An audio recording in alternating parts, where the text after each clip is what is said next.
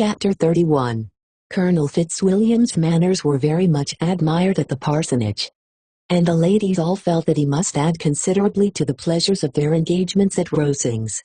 It was some days, however, before they received any invitation thither, for while there were visitors in the house, they could not be necessary, and it was not till Easter Day, almost a week after the gentleman's arrival, that they were honored by such an attention, and then they were merely asked on leaving church to come there in the evening. For the last week they had seen very little of Lady Catherine or her daughter. Colonel Fitzwilliam had called at the parsonage more than once during the time, but Mr. Darcy they had seen only at church. The invitation was accepted of course, and at a proper hour they joined a party in Lady Catherine's drawing-room. Her ladyship received them civilly, but it was plain that their company was by no means so acceptable as when she could get nobody else, and she was, in fact, almost engrossed by her nephews, speaking to them, especially to Darcy, much more than to any other person in the room. Colonel Fitzwilliam seemed really glad to see them. Anything was a welcome relief to him at Rosings, and Mrs.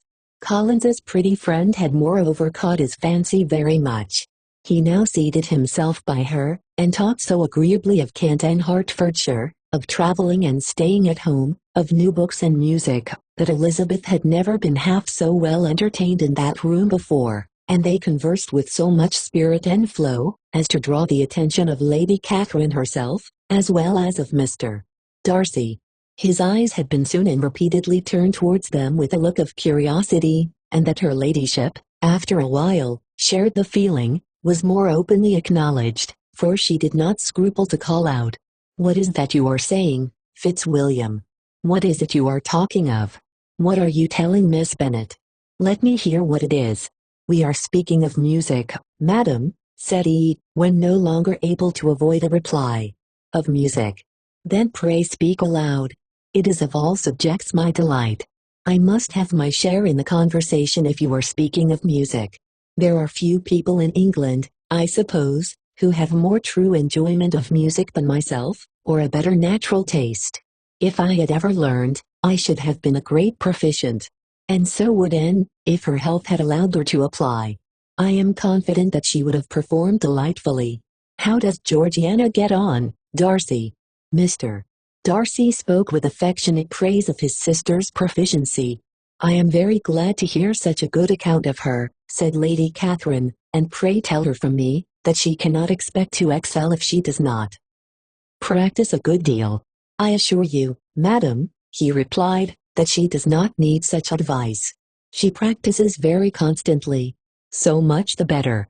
It cannot be done too much, and when I next write to her, I shall charge her not to neglect it on any account. I often tell young ladies that no excellence in music is to be acquired without constant practice. I have told Miss Bennet several times, that she will never play really well unless she practices more, and though Mrs. Collins has no instrument, she is very welcome, as I have often told her, to come to Rosings every day, and play on the pianoforte in Mrs. Jenkinson's room. She would be in nobody's way, you know, in that part of the house." Mr. Darcy looked a little ashamed of his aunt's ill-breeding, and made no answer. When coffee was over, Colonel Fitzwilliam reminded Elizabeth of having promised to play to him, and she sat down directly to the instrument. He drew a chair near her. Lady Catherine listened to half a song, and then talked, as before, to her other nephew, till the latter walked away from her, and making with his usual deliberation towards the pianoforte stationed himself so as to command a full view of the fair performer's countenance. Elizabeth saw what he was doing, and at the first convenient pause, turned to him with an arch smile, and said, "You mean to frighten me, Mr. Darcy, by coming in all this state to hear me? I will not be alarmed though your sister does play so well. There is a stubbornness about me that never can bear to be frightened at the will of others. My courage always rises at every attempt to intimidate me." "I shall not say you are mistaken," he replied, "because you could not really believe me to entertain any design of alarming you, and I have had the pleasure of your acquaintance long enough to know that you find great enjoyment in occasionally professing opinions which in fact are not your own." Elizabeth laughed heartily at this picture of herself, and said to Colonel Fitzwilliam, Your cousin will give you a very pretty notion of me, and teach you not to believe a word I say. I am particularly unlucky in meeting with a person so able to expose my real character, in a part of the world where I had hoped to pass myself off with some degree of credit. Indeed, Mr. Darcy, it is very ungenerous in you to mention all that you knew to my disadvantage in Hertfordshire, and, give me leave to say, very impolitic too, for it is provoking me to retaliate, and such things may come out as will shock your relations to hear. I am not afraid of you, said he, smilingly. Pray let me hear what you have to accuse him of, cried Colonel Fitzwilliam. I should like to know how he behaves among strangers. You shall hear then, but prepare yourself for something very dreadful. The first time of my ever seeing him in Hertfordshire, you must know, was at a ball, and at this ball, what do you think he did? He danced only 4 dances, though gentlemen were scarce, and, to my certain knowledge, more than one young lady was sitting down in want of a partner. Mr. Darcy, you cannot deny the fact. I had not at that time the honor of knowing any lady in the assembly beyond my own party. True, and nobody can ever be introduced in a ballroom. Well, Colonel Fitzwilliam, what do I play next? My fingers wait your orders. Perhaps, said Darcy, I should have judged better, had I sought an introduction, but I am ill qualified to recommend myself to strangers. Shall we ask your cousin the reason of this? Said Elizabeth, still addressing Colonel Fitzwilliam. Shall we ask him why a man of sense and education, and who has lived in the world, is ill qualified to recommend himself to strangers? I can answer your question, said Fitzwilliam, without applying to him. It is because he will not give himself the trouble. I certainly have not the talent which some people possess, said Darcy, of conversing easily with those I have never seen before. I cannot catch their tone of conversation, or appear interested in their concerns, as I often see done. My fingers, said Elizabeth, do not move over this instrument in the masterly manner which I see so many women's do. They have not the same force or rapidity, and do not produce the same expression.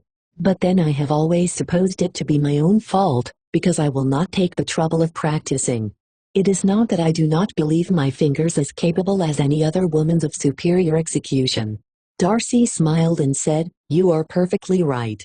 You have employed your time much better. No one admitted to the privilege of hearing you can think anything wanting. We neither of us performed to strangers. Here they were interrupted by Lady Catherine, who called out to know what they were talking of. Elizabeth immediately began playing again. Lady Catherine approached, and, after listening for a few minutes, said to Darcy, Miss Bennet would not play at all amiss if she practiced more, and could have the advantage of a London master. She has a very good notion of fingering, though her taste is not equal to Anne's, and would have been a delightful performer, had her health allowed her to learn.